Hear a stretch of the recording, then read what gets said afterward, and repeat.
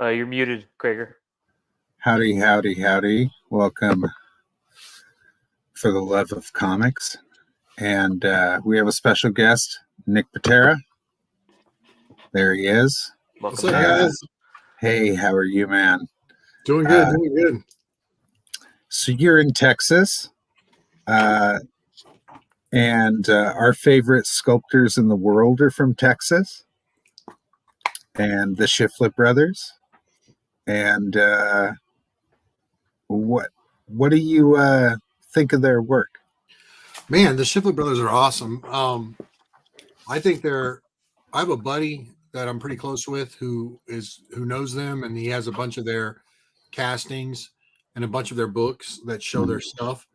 And their work is inspirational, man. Like, it makes you feel less than. Like, they're working with clay, but we're working with pencils, and those guys are just mind-blowing, you know? And it says a lot when I say this about Dos Pastores, who paints for me on Axe Wilder John. When an artist gets the medium and the character so well, you're not just looking at a really nice sculpture. They're capturing, like, the characters have a culture to them. You know, they look like they come from a Frazetta painting or an environment and have a lived life. And I don't know if you can get a higher compliment than that as someone who creates something. It's like I want to know the stories behind those sculptures because they're so in it whenever they're making it. The little ticks, the little marks, the incredible design. Yeah, the Shiflett brothers are awesome, man. I think they're incredible. So, hands down, they are two of the best sculptors around, man. They love your work also. I recently had spoken to Brandon about you, and of course he speaks very highly of your work, and I'm pretty sure down the road somewhere here you guys will probably connect, I bet, and it'll be amazing to see what happens between you and the Shiflett brothers. The entire time I was working on John, I would pull up pictures, obviously for Zeta paintings, but their stuff would always come up. And it's like, I am not designing well enough. I am not drawing well enough. You know, like putting a high watermark in your repertoire, you know, putting a North Star and putting guys like that above you, it makes you shoot for the moon. And then when you fall less, people still think you're pretty good. But I know where I fall in the hierarchy of things, and it's pretty far below those guys. So I think you found your path. Myself and Will were talking about Incal, Mobius, and Jodorowsky, and how your stuff is very reminiscent of Mobius and Jeff Darrow. And, those are two incredible master artists who essentially define everything by using form, and they're so good at it. And it's just so beautiful. Are they a major influence on your work? Oh, yeah. I think probably I'm a huge Mobius guy. I think he was at his height of his powers. I've got a really nice edition of Airtight Garage. It's that clean lines style. He had the Mobius name, and it was really good. I think if you look at something like The Long Tomorrow, this is what I say about Mobius, and this is another high compliment, but his imagination is so vast that he holds your imagination within his own, meaning he might not have that Western commercial hit other than maybe the Silver Surfer parable stuff. But what he's done with his aesthetic, and specifically The Long Tomorrow, when Ridley Scott got a hold of it. I mean, before Mobius, it was the Jetsons. It was tin can robots, the wind-up robots. After Mobius, it's the infinite cityscapes, the flying cars, the sleek design. You can just see what he did. And you mentioned Jodorowsky. Best documentary out there for creatives for me is it's the Dune documentary about the failed Dune. Jodorowsky's Dune, man. I watch that a couple times a year. That guy's got more passion in his little finger than most people have in their entire bodies. And it really shows what happened when that project failed. All those artists One, when burst. they spread, and there was never a form to it, but what he had collected spread and populated like a seed, and then those seeds turned into aliens because Dan O'Bannon did Alien, and he's the one that wrote The Long Tomorrow, and you can see Mobius's influence on Masters of the Universe and different stuff. I actually own the original to the Dolph Lundgren He-Man design that he did, that Mobius. Oh, wow. Obviously Jeff Darrow too. Everyone, Frank Quietly, Seth Fisher, those are all guys that I love.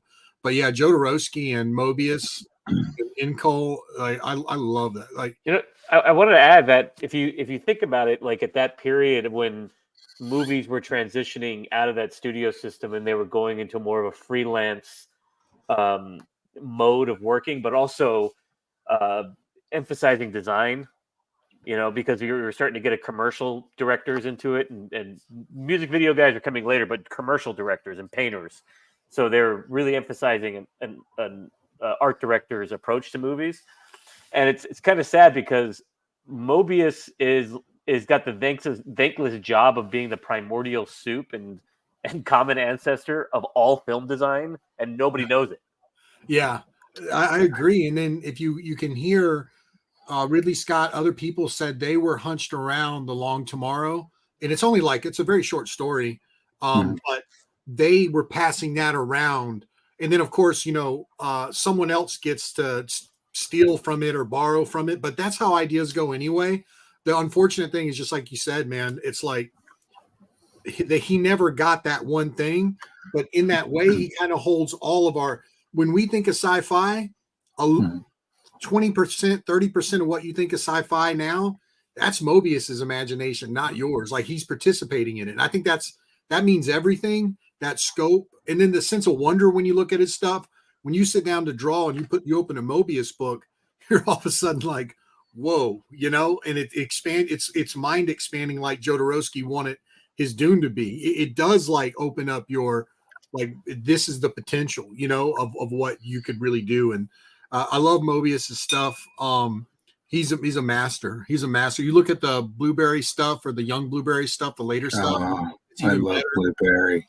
Yeah, and it's a little more. I don't know if he was using brushes, but it looks a little brushy. The cartooning, the women, every character looks different. I think we get stuck in this mode where we build the same wires for our guys. Mobius had so much information he was able to convey in simple lines, or all the light in the world if he wanted to render. You can tell he was an R. Crumb fan too, but he took it and made it his own. And I don't know, man. You see the top guys, Art Adams, Travis Charest, all the guys that are real icons for us. And Travis and Art will put Mobius up there. He's right. Like I say, he's a prophet with a pencil, man. Like, he was working from it in the ether or something, like a thankless prophet, because nobody knows. Yeah. Or a lot of the American readers will be like, well, what has he ever done? I mean, I don't know. He informed your imagination in a way you don't even understand, and thanklessly, because people don't even know it. Right. Yeah. I think in the art collecting community, because I collect art, that his pages are revered, and I think people know that, but wish someone really showed the lineage of how much stuff goes back to that singular mind, like Mobius is the man, and Jeff is just insane. And what you were saying, Jason, all of these guys are defining.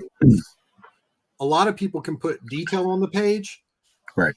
But every line they put defines the form of something. There's no bullshit detail, and I'm a bullshit detail. I'll put a little squiggle here that doesn't need to be there.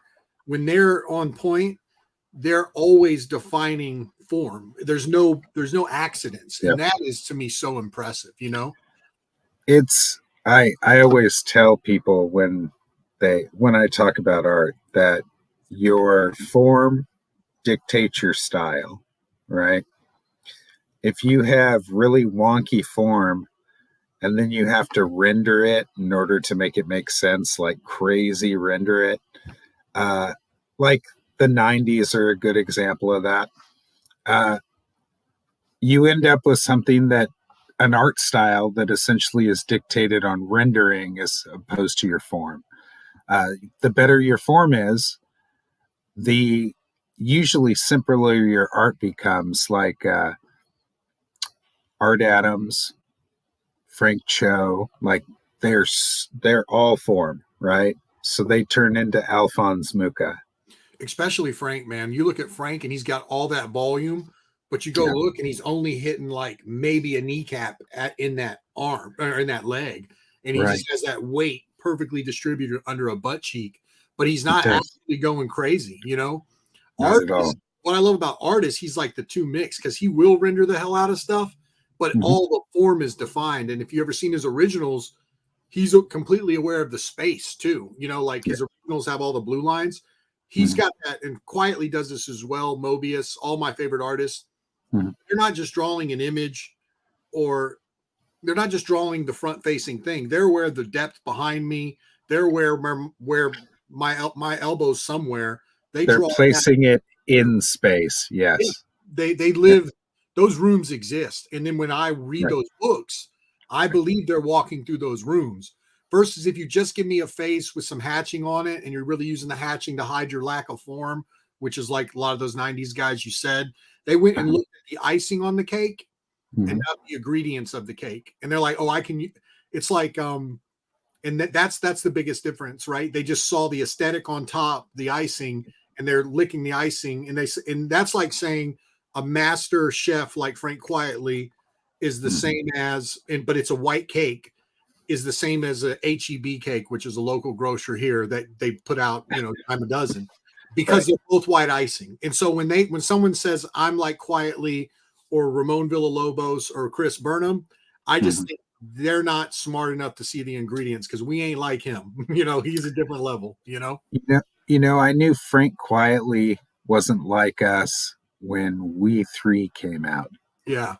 And when I read that and I saw those little critters and those little mech suits, I thought it was the most, I'd never seen him or anybody draw that way. Like, it was not Mobius. It was just different. And I fell in love with that guy's work. And then, of course, I didn't see anything else until All Star Superman. And then All Star Superman just throttled us all. And then Jupiter's Legacy. That stuff was pretty amazing too. He's quite the man. Like, I really dig his stuff. I heard it takes him quite a bit of time to work out some of his pages. What kind? I know you spoke to him once or twice. Yeah, we're relatively pretty good buddies now. He'll call me every now and then, which is cool. Sweet. But yeah, I got to visit his studio in Scotland, and for one page, for one panel, he might have 30 layouts that are perfect. But he's like picking the right one, and it's crazy. Like, his sketchbooks are just as amazing as his finished pages. I'm a page guy, like I look at the assignment, I do a couple of things to figure out what a good moment is to anchor the page, and then I go.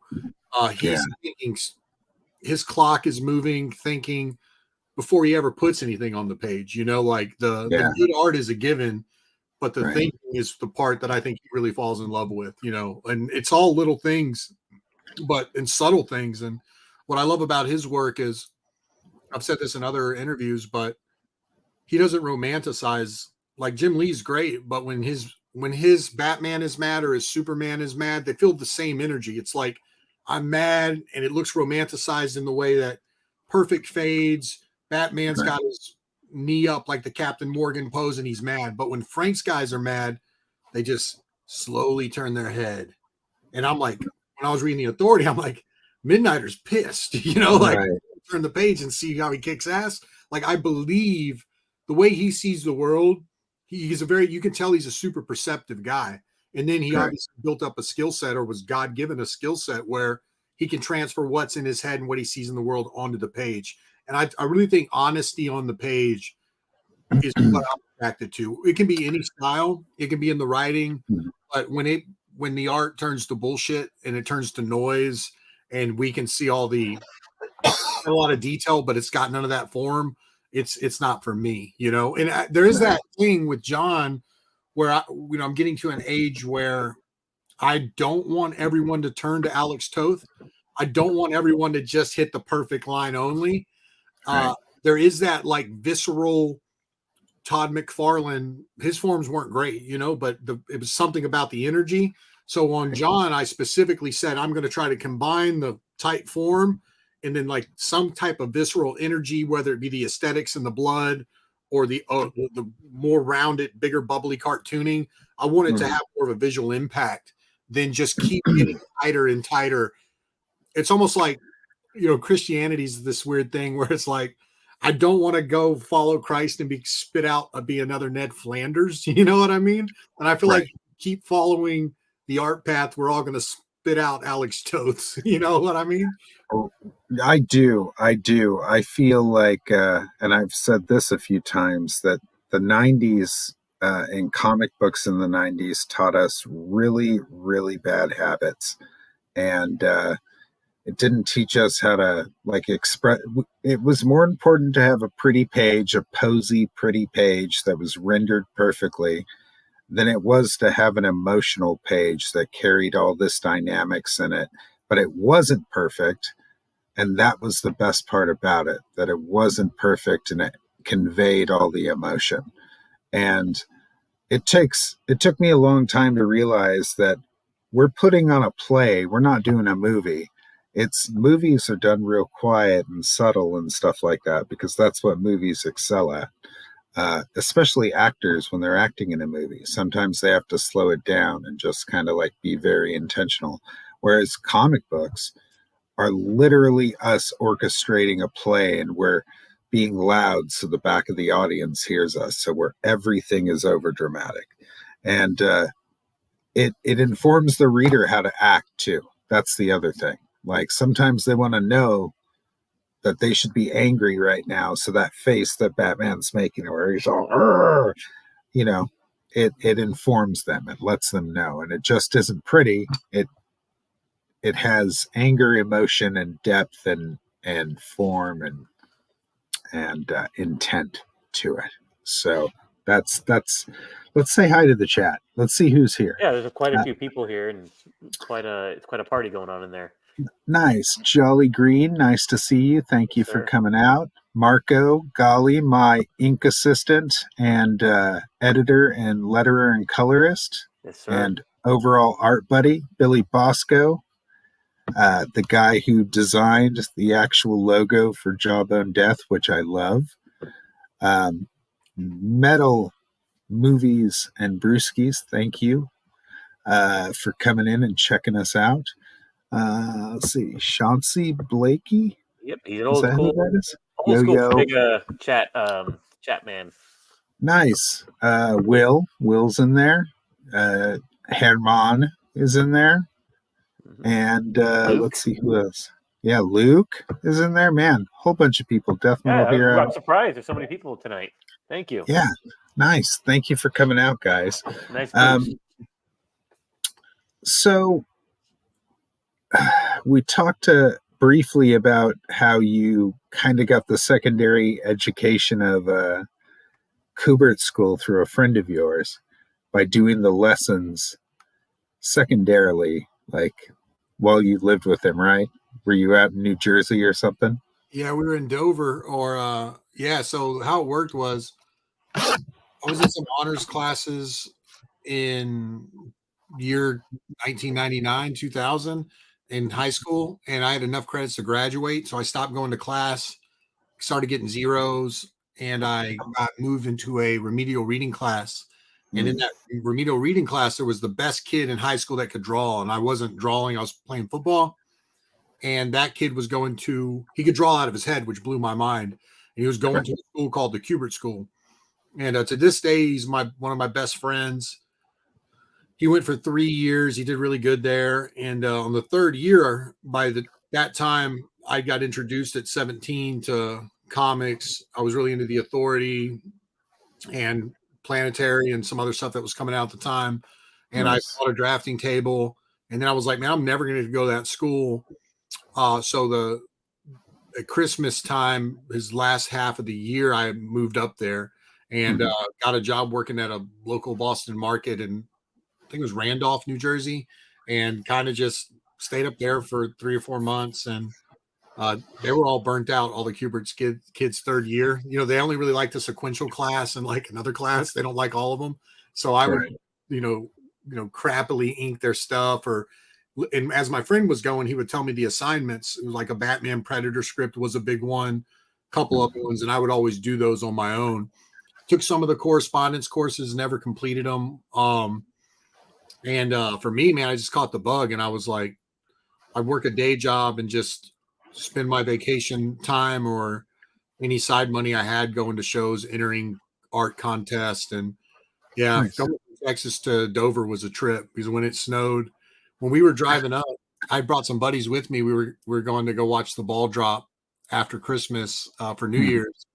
And I'd never been in a cab or anything before. And there was the cabbie like offered us weed, right? And I was like, whoa, Right. like this guy's He went too far. and it was a long drive. And so I was like, well, I can't let this criminal know, because we were showing up the house first. I knew the other guys that were living in the house weren't there yet. So I was like, oh yeah, they're already at the house, blah, blah, blah. And there's a bunch of guys, like I wanted him to feel like, we have a big presence of people, so don't come rob us. And when he drops us off, he's like, do your friends never leave the fucking house? And I said, what? He's like, look at the snow at the door. Look at the, like the snow had built up while they were away for Christmas. So he knew I was bullshitting him. It was stupid. So, oh my God. So funny. Like idiot kids. But yeah, I got to hang out up there and met some cool guys. Some of the guys that were up there were like David Nakayama, who does Marvel covers now. Alex Sanchez was a guy up there. Pat Parnell was going to school up there at the time. Nice. I've known those guys for 20 years now, which is crazy. Oh, nice. How old are you, if you don't mind me asking? 41. 41. So you're youngin'. You're youngin'. That's okay. I'm getting the grays in, guys. This is not good. So you're working on it. I'm older than you, Nick. Well, you look better than me, so now we got a problem. Oh, man. Nice. Well, I'm the old Just man. from here So. up, I prop myself strategically. And me too. It works for us all. So, here's another question. When did you start drawing comics professionally? Like, when did somebody pay you? Well, in 2006, there were 2 contests online that I entered. I was on the digital webbing boards and another board called 10 Ton Studios. And everyone would float out these contests. And there was the Wildstorm Talent Search was one. And you had to go to Wizard World Philly or Wizard World LA to enter. You had to be in there in person to drop off your stuff. And I entered that in Wizard World LA. And they were going to pick one winner, but they picked 5. And so 5 of us were picked. And then we had to go back home and do another. But they called us I got to go on a panel with Jim Lee, Scott Dumbier, Ali Garza, like tons of guys, Sinclair, the colorist, everybody was there. And so they called us up and went over our pages, and they said, well, we're not going to pick a winner this day. Go back home and do these other 4 pages. So that was fun. And then I was getting a little attention from that. Like I felt like I was making these little mini achievements. And the next one was Comic Book Resources had a thing called Comic Book Idol. And that wasn't live TV or anything. It was just a forum on Comic Book Resources. And in that Comic Book Idol 3, they picked 10 people. There was 211 portfolios submitted. And I thought, man, I draw so weird, because I love Seth Fisher at the time and Mobius, and all these other guys were drawing like the 90s guys or something. I was like, man, my stuff's going to stand out. Sure enough, I got picked as a contestant on that. And that was where you could get online votes and try to go to the next level. I got the 5th round. We were doing 3 or 4 pages a week, which was killing me at the time. And I eventually got voted off, but I put everything into it, borrowing Adderall from friends to stay awake, all that stuff. And I eventually, that day I lost, I went on a walk, and I was like, man, I've done everything I could. I'm good. And when I got home that night, Marvel had sent me an email and asked me if I wanted to work on a Mojo story, Mojo World. And I was, what the heck? This is better than what the reward was going to be for winning the contest was going to be like a pinup in an image book or something. So, turns out, talked to the editor, John Barber, and he said, I said, how'd you hear of me? Because I'd never submitted to Marvel, but it was obviously a goal. And he said, well, this new writer named Jonathan Hickman really liked your stuff. He saw it online and said he wanted to work with you, which I was like, don't know Jonathan. Cool. Can I get his number so I can call him, thank him? In the meantime, when I got his number, I was like, he had only done the nightly news and Image. And, Hickman does these infographics, if you've ever seen his stuff. Yeah. And I'm like, well, I can't wait to see this guy draw like Mobius. If he likes my stuff, he must draw weird, And I go look at his stuff, and it's like the main character of his books are pie charts, They're just like, what is this stuff? I called him up, though, and I'm like, man, thanks so much. Like, he's like, oh, I can see you're doing that Seth Fisher thing. I'm like, dude, this is going to change my life. And he's like, dude, we're going to go do great work together. And really nice meeting you. Thanked him profusely. We ended up in that Mojo World story. It took like a year for it to start. And then it was 48 pages, which was the right amount, 8-page stories for over so many months. And then right amount for me at the time. And then after that, Hickman we kept in touch, and I've never asked him to work with me, but we were always like game planning something, and then Red Wing came out of that. That was supposed to be a Marvel on the Epic line when Bendis had moved to Epic, but Image had promised to cover a preview. So we did Red Wing just to test the waters. It sold over 20,000 copies. That led to Manhattan Projects, which we were potentially going to do first at Marvel, but Marvel wasn't giving us the same ownership Image was. So we ended up taking that to Image too. And that was a pretty big hit. We made New York Times bestsellers list, got nominated for an Eisner, and I've been working ever since, So there was a gap in there from 2008 when Mojo World came out to when I got my teaching degree in 2011. So I was putting myself through school. It took me 10 years to get through school, but I eventually got a teaching degree that I've never used. So that was kind of my art journey, Was it an art degree? Yeah, it was a bachelor's in art, minor in education. So yeah, right. So I'd always went to be a middle school teacher. I figured like at that age, there's still that sense of wonder where you could draw out of your head and really inspire kids. And I'm a form guy, so I go into those classes and I draw the flat shapes and then I draw the 3D shapes. And I do this demo and I pop the shapes out from 2D. Most kids can do that at middle school, but then you stack them and move them, give them all blue line pencils or do it in chalk, then with black chalk instead or something. And then all of a sudden they can draw the teacher punching a kid in the head and they love it. They're in love. And then all of a sudden that one lesson, if they stick with it for a week, they're the best. They went from not thinking they could draw to being the best artist in their class that's getting attention for their cartooning. And I love that trick, and then I'd got with Hickman, I'd been doing these lessons because you have to do student teaching for 6 months or a year. And I would always do that lesson for the kids and the principals would come down and watch. And then I started getting job offers before I graduated. And oddly enough, my buddy who was at the Kubert School, he had got his teaching degree after the Kubert School. I got offered a job to teach. It was like 50-something thousand a year. Or then Hickman was like, well, we can do this Red Wing book. And on that, I made $100 a page for pencils and inks, right? So 50,000 or 100 a page. I said, man, I'm taking that $100 a page, baby. We're doing this comic book thing, So that's how the career really took off. So my first full book was Red Wing and Image. My fifth full book was issue 1 of Manhattan Projects. So I'm like learning on the job for the first 10 years. And then on Axe Wielder, that's the first time I'm able to step back and really reset and be like, I'm going to do my best work. Like nothing else. At the time with Axe Wielder, career was on hold. We had a new kid. She had to have stomach surgery. She was a newborn with like a colostomy bag. It was all bad, Right. And I was like, man, I have this idea for this character. I'm going to get one more shot to like relaunch and get back in the game with comics. And I knew I was going to crowdfund. I was like, I'm going to make this shit awesome. I'm going to draw the pages too big. I'm going to combine the McFarlane energy with the quietly. level of intricacy. Not that I hit that, but that was my goal, because I Right. knew if I was going to write for myself, I was going to have to get out here and stack a few assets. I was going to have to use my mouth and pitch the passion project.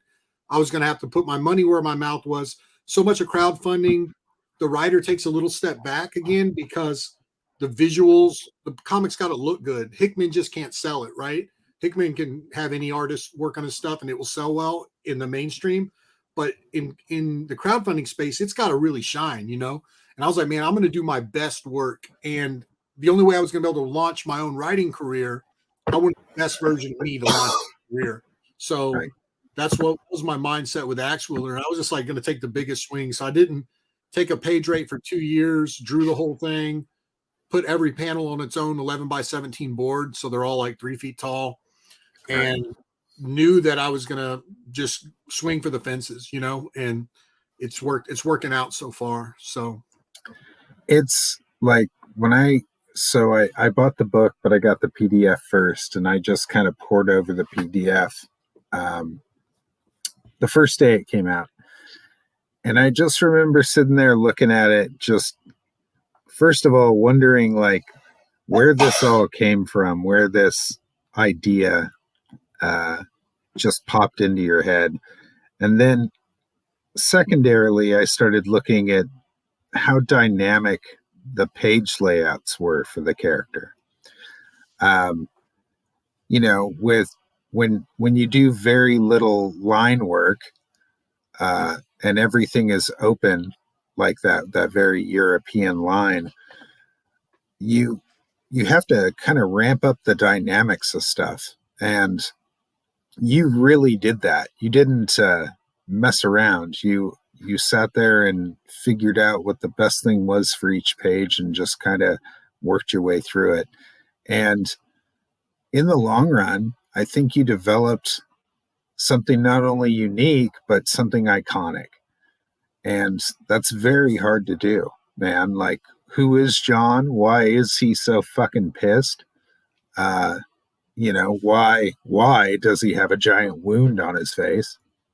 How do you survive such a wound on your face, first of all?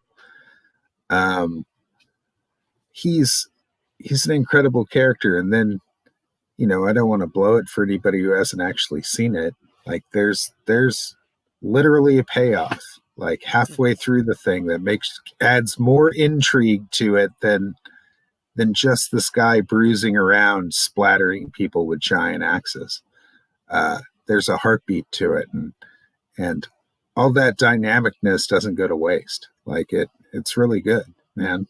You should be very proud of your work on Axe Wielder John. Well, I appreciate it, man. Like, my goal was, I realized working under Hickman, I'll always be just one of the Nicks. Nick Dragata works with Hickman too. I'll just always be one of the guys. I love John, but I'm also making Hickman's career. I'm just one of his 5 or 6 artists that are the Hickman X-Men or the Hickman whatever, right? It's never Right. about me, right? And I think I do a lot. We work Marvel style, so I'm like coming up with little story ideas that nobody sees. And what I really like is that when you say Mignola, you think Hellboy. When you say Mike Allred, you think Madman. When you say Eric Powell, you think The Goon. I wanted to make my avatar in the comic book industry Axe Wielder John. I was going to have me represent it. And in the story, I'm a big, you know, I'm a love arm wrestling, was a very masculine, in a masculine family, mostly all brothers. I got a sister too, dominant, you know, blue collar dad, and played football. And I'm like, but there's a lot of heart here too. You know, I'm a dad of girls, you know, sensitive artist guy, whatever. So I really wanted to put all of me, what I've looked at life, the lessons I learned from the men in my life, and put John in there. He's more, and I really wanted people to judge the book by its cover. Like, I got it here, but it's like, what I wanted was for you to look at him and be like, Nick Pitarra is just going to do Jeff Darrow. You know, I want you to think Nick's going to go nuts. And I am trying to go nuts, but Right. I didn't want it to all be a drum beat, right? It needs a harmony too. So it's not just one note.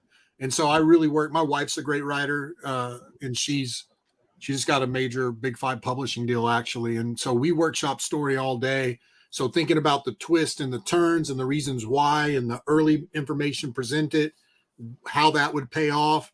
You can control what's going down onto a page, especially when you get someone else's script, you're just illustrating it.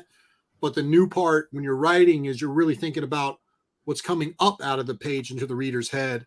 And that kind of opened up a lot for me. William might know that as a writer already, where it's like a different game you're playing. I'm not just a brush pin to the writer.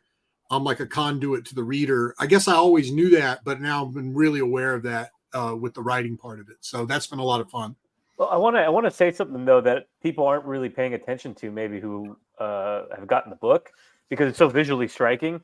It's very violent, and there's a lot going on each page. But what I was pleasantly surprised about, because I read it today the first time, was how funny it is. Oh yeah, It's really funny. There's a couple little spots in there where I laughed. I chuckled out loud, and one of them was when when Frank is introducing the new executioner, and they're walking down the hall, and he's explained to him. I don't want to say the line, but there's one line where he responds with one word. Yeah. And it's really funny when they're in the hall of the Shiplet brothers. I can say the line. Can I say the line? But I just don't want to give it away because it's like this long speech. But the guy's like being very verbose about walking through Shiflet Hall because it's all these statues of all the warriors. And I think there's like a turn where he's like, and then the guy's response from all of his like reminiscing on all these heroes is he just says gay. Yeah. And I laughed really hard when I read it. I've had so many readers tell me that's the funniest moment. And when I've got like, my art rep Felix read it and he's like, you can't have that. I'm like, dude, but he doesn't get it. That's a 90s way of yeah. Like, so he says, and then like a big part of this was like, I'm going to do it my way. I'm not going to ask for permission or put those filters on me. Right. When I'm going to make this thing, I want to make a heavy metal book from the 80s, but I want to make it the way me and my friends speak. I want to make it with the way I don't want Jason's or Williams or anyone's voice telling me what I can't say. If I'm going to bet on myself one more time, I'm going to do it the way, because when I watch a Tarantino movie, or I'm really loving this show, everyone should check it out, Mr. In Between. It's on Hulu. It's this Australian hitman, so good, but they're dropping F-bombs on each other. They're just talking like dudes. And you know what? People talk like that, I talk like that to Crager. They do. People talk, and this is a bad guy. Like, bad guys can't say bad things. Like, come on. Maybe that's for y'all's story, but I'm not doing this and betting on myself and asking you permission if it's okay to make my art. Like, that's the biggest insult to me. And when I was in the same thing, like, I'm 41. Well, the new assistant editors are 24. Am I going to rely on them? Am I going to ask a 24-year-old when I bet on myself and went in the whole $30,000 on design and colors and everything I was doing to make it? Am I going to go ask them, will you publish this for me? I'm not, that's so insulting. I'm so over that. And so, like, we can swing this to Jawbone Death. When I was looking at that, or I don't know if y'all have announced y'all's book. It looks awesome too. Or am I allowed to even say that far or no? You mean Meathead? Yeah, Meathead. Yeah, you can talk about Meathead. That's fine. Well, I mean, but it's like you look at what y'all are doing, and it's this visceral, hand-drawn art. It feels like a comic that you pick up, and like you kind of hinted at this for John, and it's a big compliment. It's like, where did this come from? Who made it? When I was buying ash cans at Staples in Austin, it's like, that's the wonder. It's not, I mean, you got good craft, but some of that stuff is just odd. And I love that. So it's like, we're combining oddity, but with all the craft we've learned from working for 20 or 30 years. And we're making fun comics and unapologetically masculine and violent and visceral. And man, if everything was like John or like Jawbone, I wouldn't feel the need to make it. And instead of critiquing the industry, I was like, instead of critique, create, right.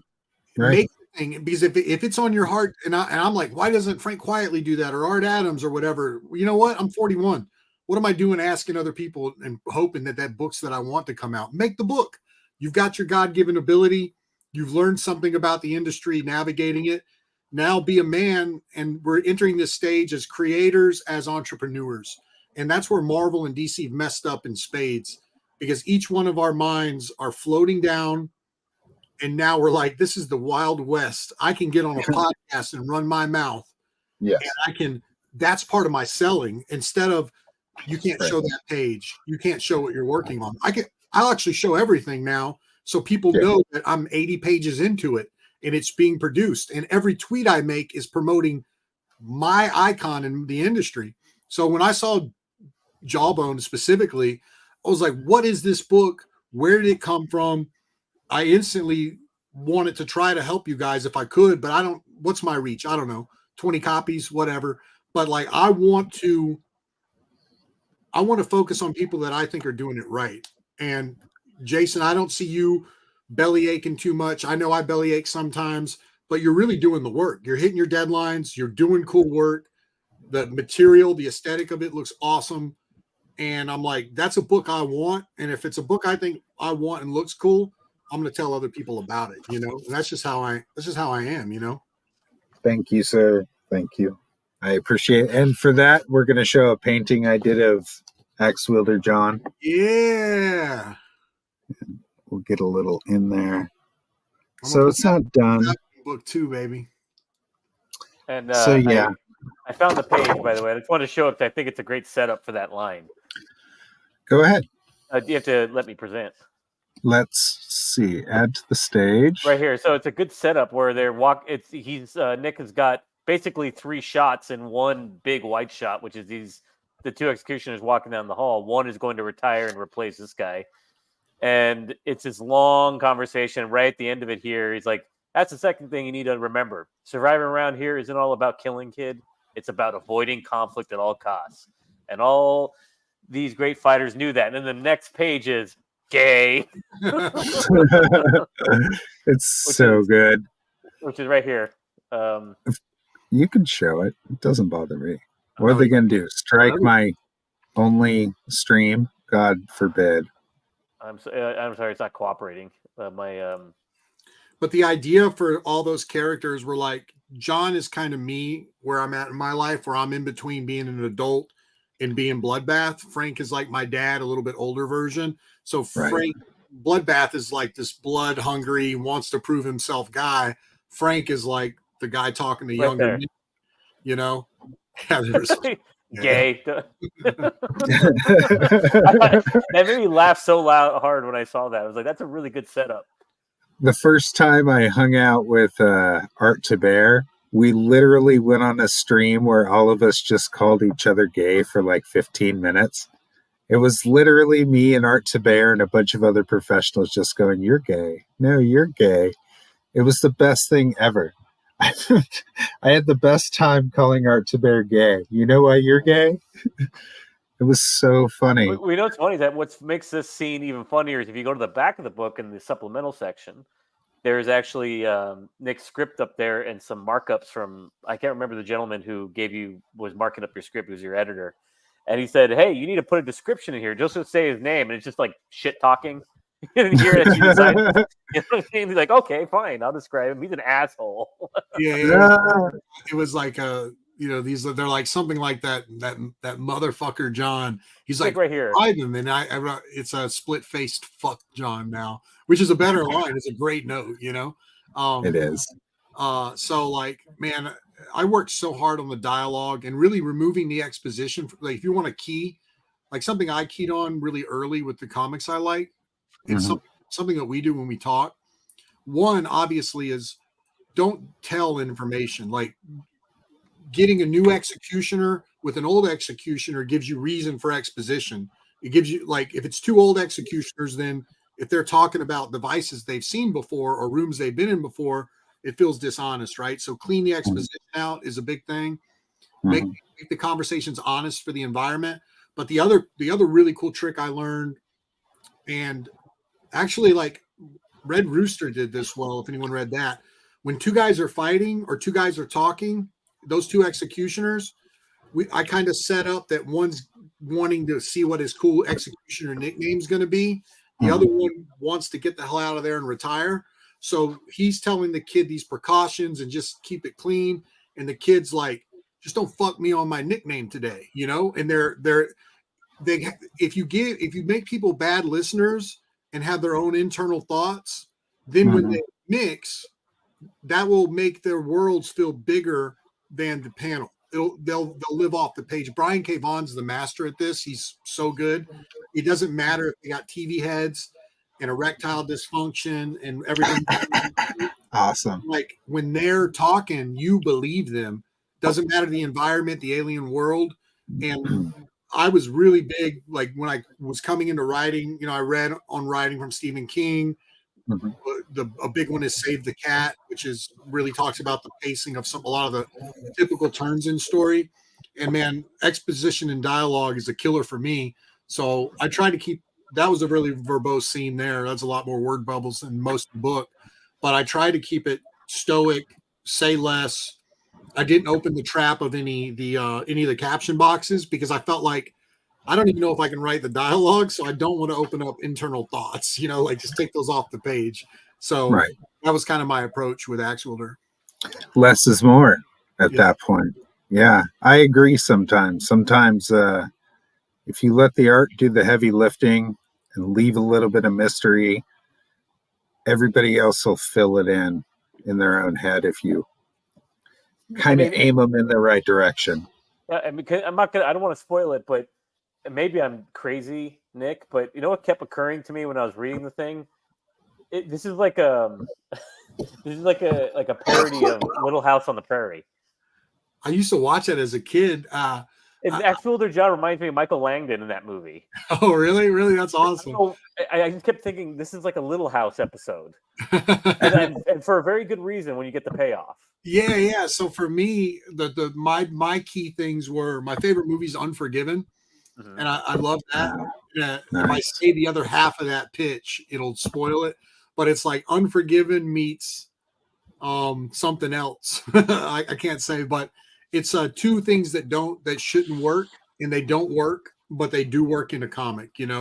I'll just say it, but it's like it's my original pitch when I got really excited about it was it's Unforgiven meets Daddy Daycare, mixed into one freaking book. It's That's really amazing. Crazy. That's amazing.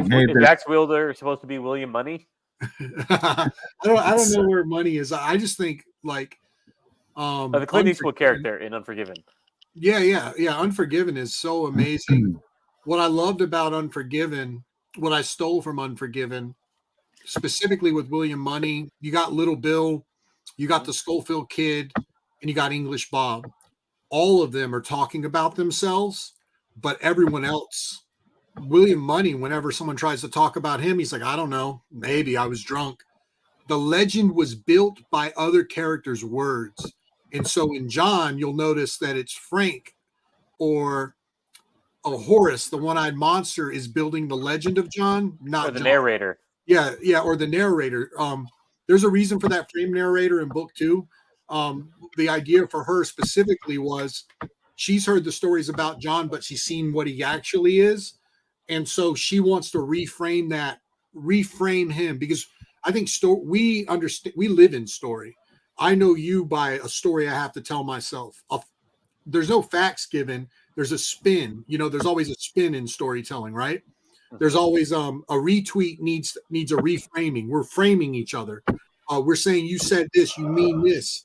You're taking story, and it's just we're all wielding words to fight each other, And in John, I was just really aware of that, and what she's going to be the antidote to show him as something more. Because if you tell a little kid they're nothing, they'll grow up thinking they're nothing. If you tell them like me, I blow smoke up my kid's ass. You're a genius.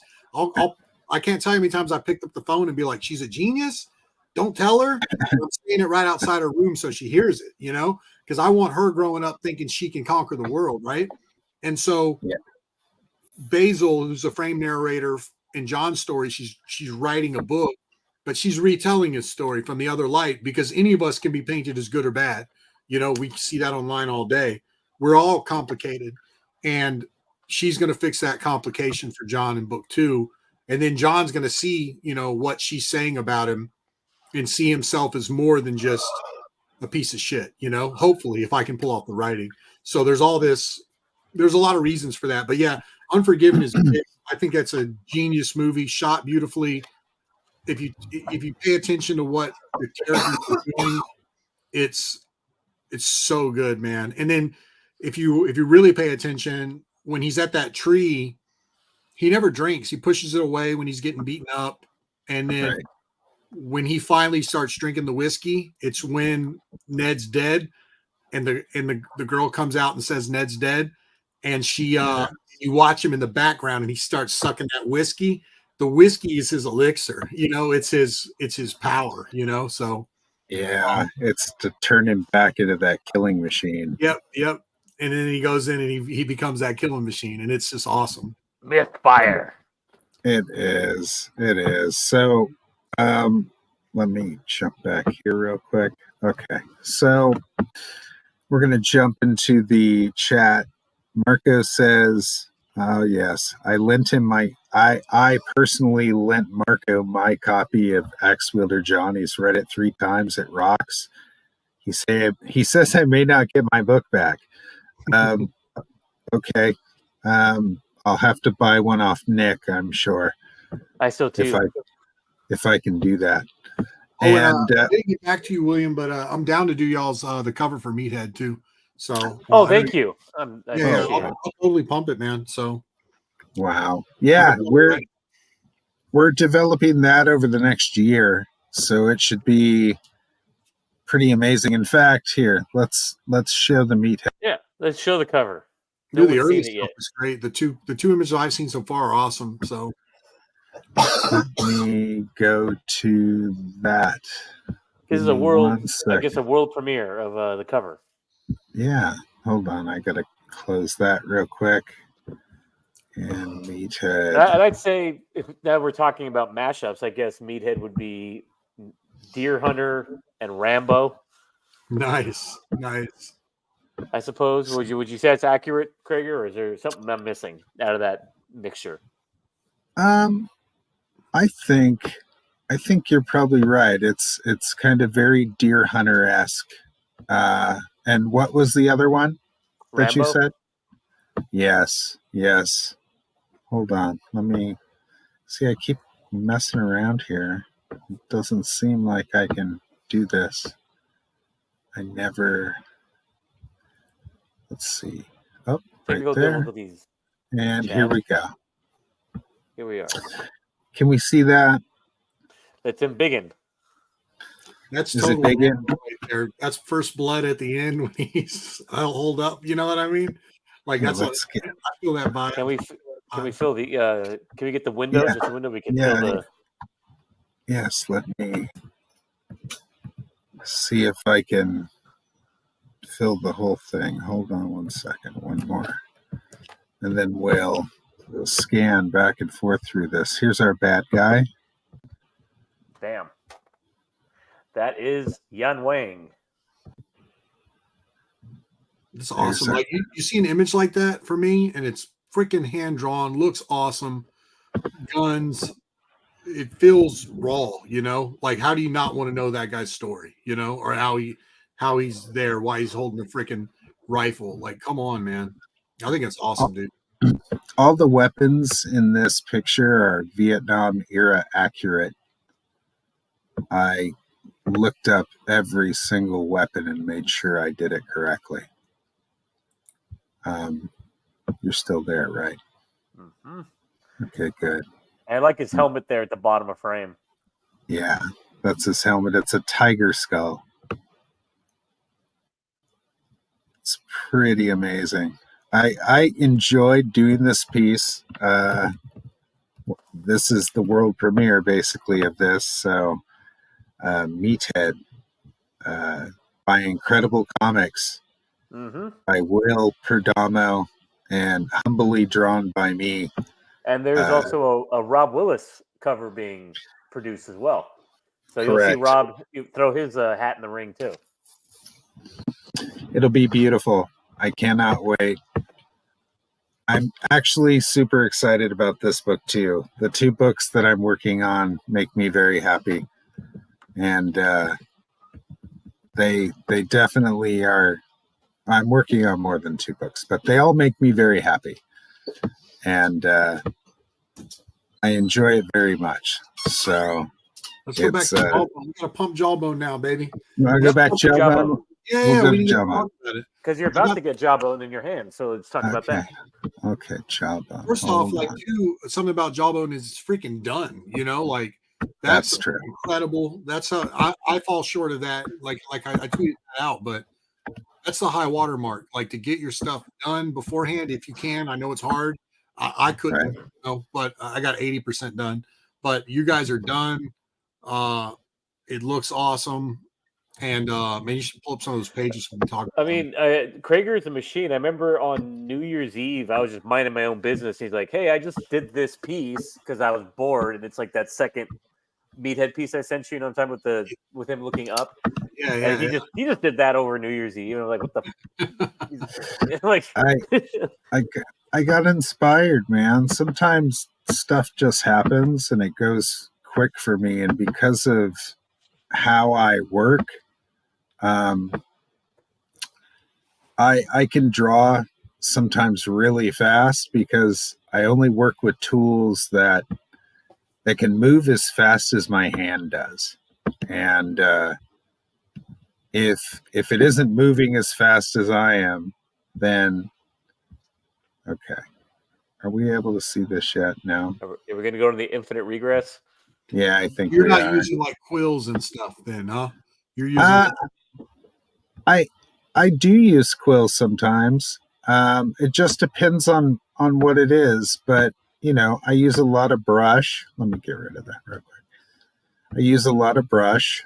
I use pilot pens that are they're brush sign pen pigment made by Pilot, and they're waterproof and they're better than Kiritaki because Kiritaki will spread with, let's say your hand gets a little moist.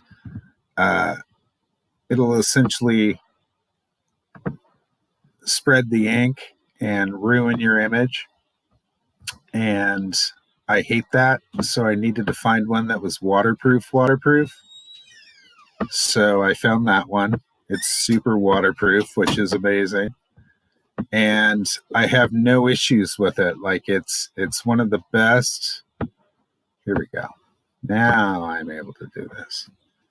So okay. So we're here now. So yeah, I've been using either quill or brush, Black Star Dr. Martin's ink. I thrash all my brushes like in the worst way so that they give me like cool dry brush effects. I use lots of Zipatone. And here, we'll even, hopefully you're all still there. Is that a yes? Are we still there? Yes? I'm here. Okay, good. Let me flip back to it. Oops. Close this. Okay. So now we'll start moving through this stuff, hopefully. Why can't I move it now? Boom. There we go. So yeah, when I first started this, I didn't know kind of what I was doing at first. I just wanted to make it kind of visceral, and I didn't really, like, as me and Adam were trying to figure out what was going on, I just kept adding weird stuff to it, and he would have me change things. Like he would essentially like, this needs more branches, so I just whited out the shit out of this thing. I'm trying to up the contrast on things so that I layer stuff better, is what I was thinking a lot while I was doing this. This is kind of pure manga. It kind of feels like not that. What are we doing? And especially this. This feels very manga to me. Especially all the zipatone and how it bleeds over the actual Yeah. line art. And I know I rendered a bunch of it out and stuff like that. I just wanted it to kind of look dark and have a mid-tone to it. But I kept doubling down on the grittiness by adding more zipatone, which I tend to do, and I don't know why. Like, I can't be content with like a pretty image. I like to call that one your Frank Miller page. My Frank Miller page. I don't know how I just did this. Hold on. Let me close this. Go back to this. Can you guys still see that? Mm-hmm. Okay. And guys, there's still 2 pages left, at a thickly low price on the campaign, by the way. Yeah, I've been flipping back and forth. So is it still moving? Mm-mm. No, it's frozen with the top. Frozen. Okay. That's awesome. I'm so good at this, guys. It's so We're amazing. learning. It's our first one. It is. It is. So. Let's see. Let's add that back. No, that's not working. So stop showing that. And then I've only done this 2 or 3 times. It is the worst doing all this because I don't know how to do it. Wow. You're a bastard. There. The page I love. Can you scroll through without it being frozen or no? I love that early page with him like at the bottom. Or like a motorcycle with a T-Rex skull on it. Like That's it. Yeah, we can go to that one. Hold on. Where he's kind of wrapping around the panel. Yeah, there's some awesome ones. I love the one with the big. It isn't Myth Slayer, but the other guy. When he gets the big Skeletor looking dude in the background, and he's at the bottom. That's my favorite page. When I was looking to it, there's some cool stuff. Let me see, because I'm so bad at this. I believe. Oh, I see Edwin's in the chat. Welcome. Frank Quietly #1, right, buddy? He's the #1 Quietly fan. He won't. Every time me and him talk, he's like, "I love Quietly. He's the best." I'm like, "Relax. He's the best," but that's all he wants to talk about when we hang out. This Frank Quietly. Yeah, he loves him. That's pretty cool. Like, the guy's pretty awesome. So can you see this? Yeah, these pages here, man, it's just nuts. That's one of my favorite pages. I love the way he's kind of throwing his jaw out, at the bottom of the page there. Oh, this one, yeah. Yeah, right here where he's kind of like jutting his chin out. We'll get closer and hopefully move it. Move it. Don't be weird. Move. Okay. There we go. Yeah, that one. Yeah, that's super Beta Ray Bill. Daniel Warren Johnson. Me kind of swiping Daniel Warren Johnson. I know. I'd love to say it was super original and it was me. Like, it's all me. But, some of these poses, I like other people's poses and will kind of tweak their poses and do my own thing. And we're kind of all swiping from people, but there's this one was original. I can tell you that I didn't use any like real reference for this. This giant double page spread. Let's look at this thing. Yeah. Screaming face. Very, very John Carpenter's A Thing. Yeah, it's pretty gnarly. And there's some actual John in there, energy. Yeah. I like the boobies. All the boobies on this thing. There's so many. Oh, is that what they are? Those are boobies. right Ew. here. All these are boobs. Boob, boob, boob, boob, boob. Just a putrid, disgusting thing. Yeah, just a weird, gross, wormy worm thing. Thingy thing. Adam must have loved that thing. He does. Draw the boobs bigger. And actually, that's one of my favorite panels. That close up of Jawbone right there. Yeah, him like, oh shit, I'm so screwed. I'd love to have that as a bookmark. Yeah, that would be a good piece. Let's see. Let's get to the ones that Nick wants to see. You tell me when to stop, Nick. These are all great. I love that pose, like you were saying there. I like the one where he's a bottom panel. He's going left to right, and it's the motorcycle. Yeah. I got the T-Rex. Yeah, that one. Yeah, right before he hops.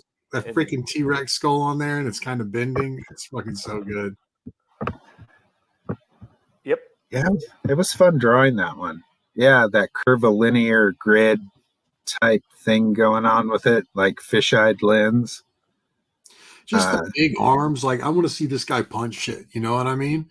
And there's all kinds of stuff, like cartooning wise, like showing the bottom of that foot, you know, or the bottom of that pedal, whichever it is. But you're taking the shape and just slightly turning it and giving it extra dimension. You can feel his legs wide and his feet are kicked up. Like, you're drawing this thing, you know, there's no poser model would ever giving you that, you know, I just not a fan of the stiffer 3D modeled stuff. You know, I love hand drawn stuff. You know, no poser model would have gave you that kind of fish lens upshot, you know, just. Yeah. These are very hard to draw, like this perspective of something. And just being smart enough to put that thigh, confident enough to put that thigh in front of that thumb, you know, that creates all the dimension. Overlap is everything. And you got to know the form to be able to pull that kind of stuff off, you know? Yep, exactly. It's all, I work on form constantly. It's because I work in so many different styles, it's all about, you know, the form of those styles. So when I'm doing stuff like this, let me see, where else are we? I like that one. I want to see that. I don't know. It's like, I think it's an early page when he's getting the jawbone, or okay, yeah, I know. It's the one y'all use on those promos. I love that one. Yeah, because it's just like, it's everything, dude. It's like he's got a Master of the Universe page. Yeah, that one is the page. Like, if I was to own a page, that's the page I would want. Well, I want the key example that is full figure. Get an emotional eye in there. Get a bad, you know, a Skeletor looking guy in there. Lightning bolt. That is the freak. And then what I love too is the like that manga energy that Daniel Warren Johnson does too on the arm, where he's thrown it in the air and it's the inks are blurring. You know, that's freaking awesome. I can't do that in my clean line stuff, but I'm jealous that you guys get to do it. It just adds that extra momentum into it. Just great, man. As long as your form's right, just take yourself like a nice pin that has like a chisel tip on it, and whatever direction it's going, just do really sharp, long lines, like squiggle that line in for the form, and that's all you do. I mean, and in fact, the messier you get, the better, because it makes it look like it's even moving faster, like it's blurring reality so that all the lines aren't actually perfect. So yeah, it's a really easy thing to do. I'm way too technical, you know, like I just can't. Burnham can do it in clean line style. He does it sometimes, but I just can't. I don't know, but I love it. It's what I mean. Like, that feels visceral and raw. Like, don't you want to know that guy's story the second you see that? You know, like I do. For sure. That's a good one too. Right, I love this. He's so pissed looking. There's a lot of texture there. Yeah, there is. Those little wormy guys. All the little guys like down here that are so like, I like them. They're nice. I did okay on this one. Did I? I did okay. That's okay. Here, let's check out this top one. So, for all of you who haven't actually bought Jawbone Death, I'm sure there's a couple Nick Pitarra covers left. I'm sure there's at least 2 original pages of art left. There it is. There. And you can get a T-shirt, or you can get the book. And if you haven't backed, I would be eternally grateful if you did. The book's done, so it'll go to the printer as soon as we wrap up the campaign. Look, there's a Plagle in the chat, by the way. Or shortly thereafter. Hi, Plagle. How are you, buddy? You know, I really like this bottom. Let me go down. I really like this bottom panel too. I'm not a big fan of like doing little inserty things, like of legs or things like that. But I actually think I did okay on this one. Like, I like the little highlight next to the skull here, and like that's pretty clean. So I'm kind of impressed by that. I did okay.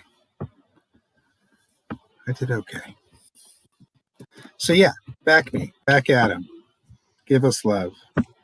Here, look. This is the original for the one I did. Here, let's check on Nick. Let me go to him. How do I make you big? You can see it from here. There we go. We did it. That thing is beautiful, man. Disgusting neck, disgusting eyes. It's so great. It's so great, man. I really love that piece. Thank you so much for working on it for us and you know, allowing us to sell it to essentially be able to oh, look what I did. Hold on. And how quickly Nick did it too. Yeah, how quickly it happened, how quickly it sold. Almost all 50 covers in just a couple days. So the first cover sold out in 24 hours. It's pretty amazing. So your stuff's amazing. I'm super looking forward to Axe Wielder John 2. I'm drawing currently Jawbone Death 2. So, and because they're only about 28 pages, you guys will get them a lot quicker than a year or 2 down the line. So hopefully we'll do 2 or 3 or 4 campaigns a year for this thing. Probably 3, I'm betting. So you'll be able to get Jawbone 2 and 3 probably in 2024 for sure. So that's pretty cool.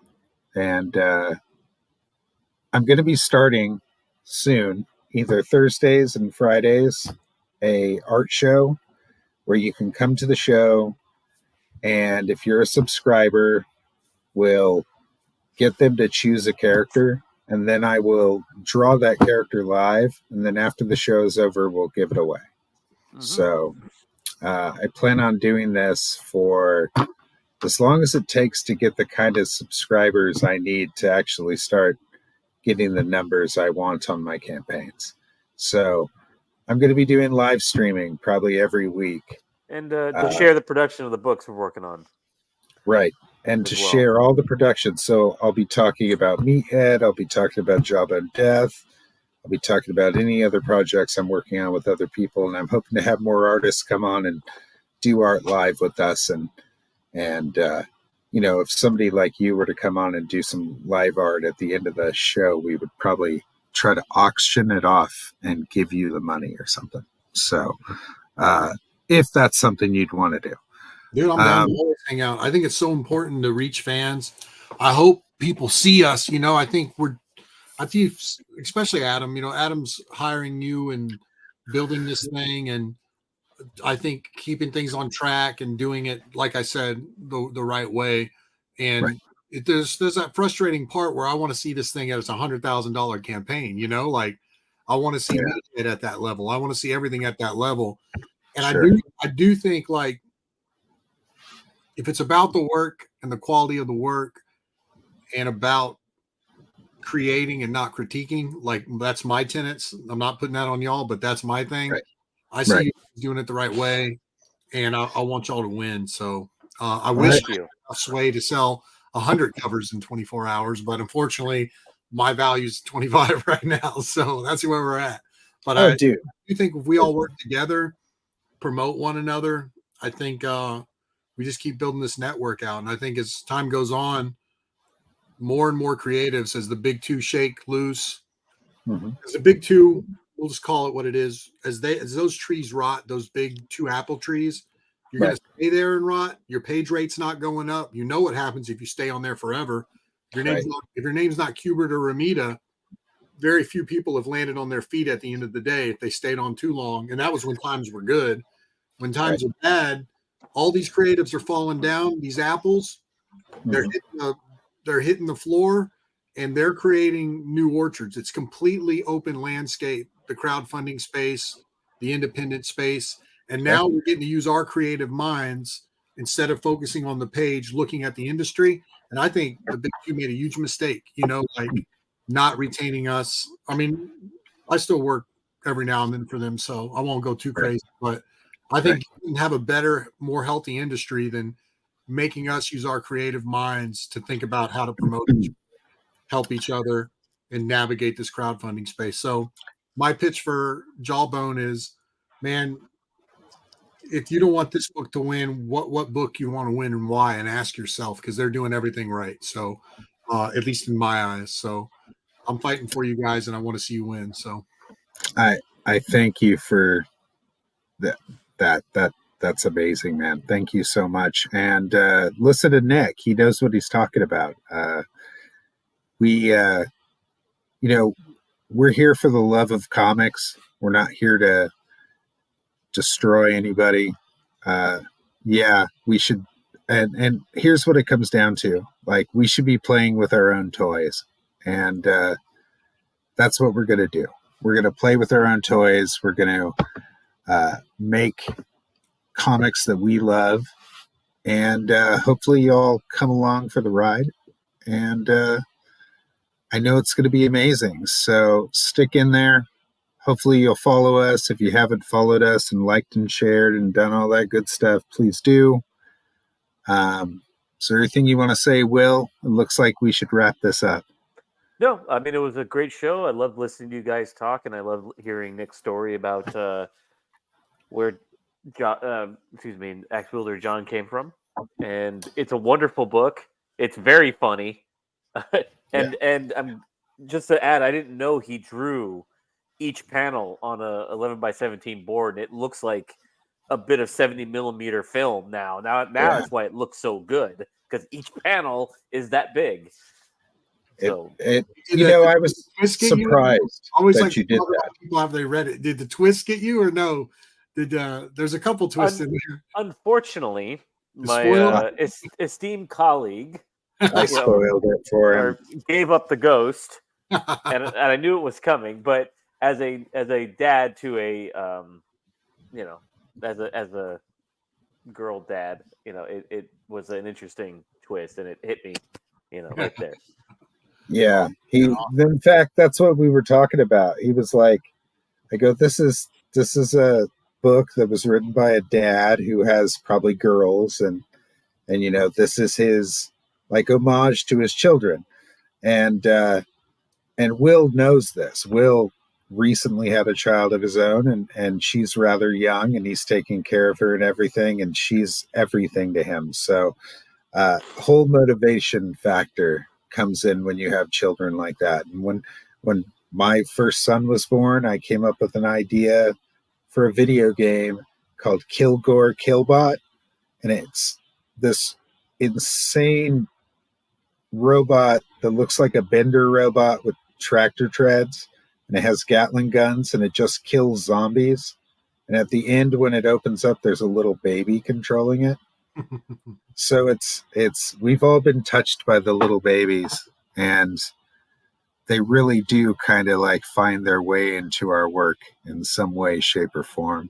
And they're wonderful little things, babies. So I'm sad we can't have children anymore. And Frank's twist is a lot of fun too. I love Frank's twist. Frank's is just insane. Yeah, it's a great scene. I tried to stack those out throughout John every character goes through like an evolution, kind of like they're not what like Bloodbath isn't who he's gonna like to. I literally put a question mark on his face and don't reveal him. Like Right. reveal for later. Like I know at the end, you know, it's gonna be 7 volumes, so I'm spending the next like 10 years on the damn thing. So I'm gonna make this thing my icon. So I appreciate you guys having me on and let me yap about it. And I'm excited about, you know, Meathead, and obviously, you know, put the pin where my mouth was with Jawbone, and excited about that too. So Thank you. and hit me up for the Meathead cover when it's time, and I'll be pumping that one as well. So And iron sharpens iron. So there we go, baby. There we go. Everybody have a great night. Thank Good you night, so everyone. much for coming, and see you later. ciao. Let's end this.